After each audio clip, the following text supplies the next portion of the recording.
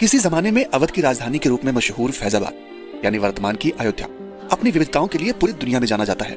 राम मंदिर के कारण ये शहर चर्चा में रहा है।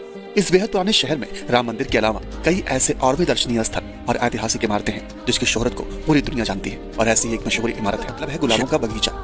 अवध के तीसरे नवाब शुजाउद्दौला ने इस मशहूर इमारत को बनवाया था। आज भी उनके वालिद और उनकी मां की कब्र इस इमारत के अंदर है। फैजाबाद के मशहूर गुलाब बाड़ी की कहानी बेहद दिलचस्प है। अवध के तीसरे नवाब शुजाउद्दौला ऐसे नवाब भी थे जिन्होंने अपने जीते जी मशहूर गुलाब बाड़ी में अपना मकबरा बनवा लिया था। इस मशहूर इमारत के अंदर नवाब शुजाउद्दौला, उनके पिता सफदरजंग और उनकी मां की कब्रें हैं। नवाब सफदरजंग को पहली बार फैजाबाद की गुलाब बाड़ी में ही दफनाया गया था। उसके बाद उन्हें दिल्ली में दफनाया गया और उस जगह को सफदरजंग मकबरे के रूप में पूरी दुनिया जानती है।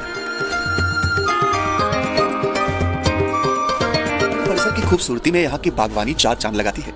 इस इमारत के चारों तरफ गुलाबों की एक बड़ी बागवानी की गई है जिसमें बेहद खूबसूरत गुलाब के पौधे लगाए गए हैं। इस बाग में लाल, गुलाबी, सफेद, काले, पीले रंग के फूल खिलते हैं। इसके अलावा अन्य रंगों के भी गुलाब के पौधे और फूल पर्यटकों को अपनी तरफ आकर्षित करते हैं। बाग में कई अन्य खूबसूरत फूलों के पौधे भी लगाए गए हैं जो यहाँ की खूबसूरती को बढ़ाते हैं।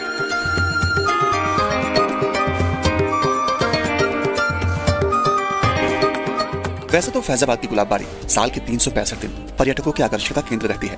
बड़ी तादाद में पर्यटक और स्थानीय लोग अपने परिवार के साथ इस मशहूर ऐतिहासिक इमारत के पास बने पार्क में आते हैं। लेकिन वक्त गुजरने के साथ ही अब इमारत का नूर बेरौनक हो रहा है। विशालकाय मकबरे की देखरेख ठीक ढंग से न होने के कारण ये कई जगह से जर्जर हो रहा है। पुरातत्व विभाग द्वारा संरक्षण कार्य में समय समय पर मरम्मत का काम भी होता है, लेकिन शायद यह कोशिश ऊंट के मुंह में जीरे वाली है। उचित देखरेख और संरक्षण न होने पर यह ऐतिहासिक इमारत कहीं इतिहास के पन्नों में ही दर्ज न होकर रह जाए।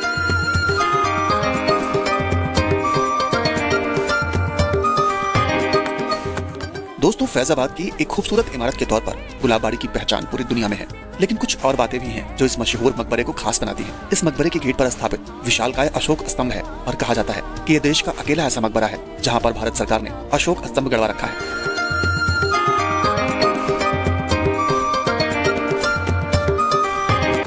सन 1775 में नवाब शुजाउद्दौला के इंतकाल के बाद उनके बेटे आसिफउद्दौला ने फैजाबाद की जगह लखनऊ को अवध की राजधानी बना दिया। इसके बाद नवाबों की रियासत और नवाबी ठाट लखनऊ में रच बस गई। नवाब वाजिद अली शाह इस पीढ़ी के आखिरी नवाब साबित हुए। 1857 में जब गदर हुआ उसी दौर में नवाबी खत्म हो गई, लेकिन अवध के नवाबों की किस्से कहानियां आज भी लोगों के ज़हन में जिंदा है।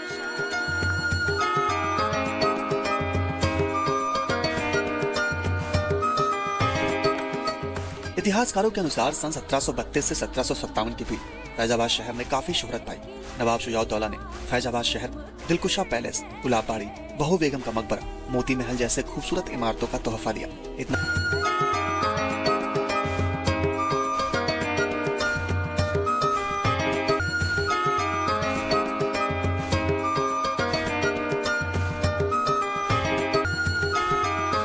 खूबसूरत इमारतों का तोहफा दिया। इतना ही नहीं, शहर के चौक इलाके में बने विशालकाय मेहराबों वाले गेट आज भी मौजूद हैं जो इस शहर की पहचान है। नवाबी दौर में इन शासकों का रहन सहन इतना वैभवपूर्ण और विलासितापूर्ण था कि अंग्रेजी हुकूमत के अफसर भी हैरान रहते थे।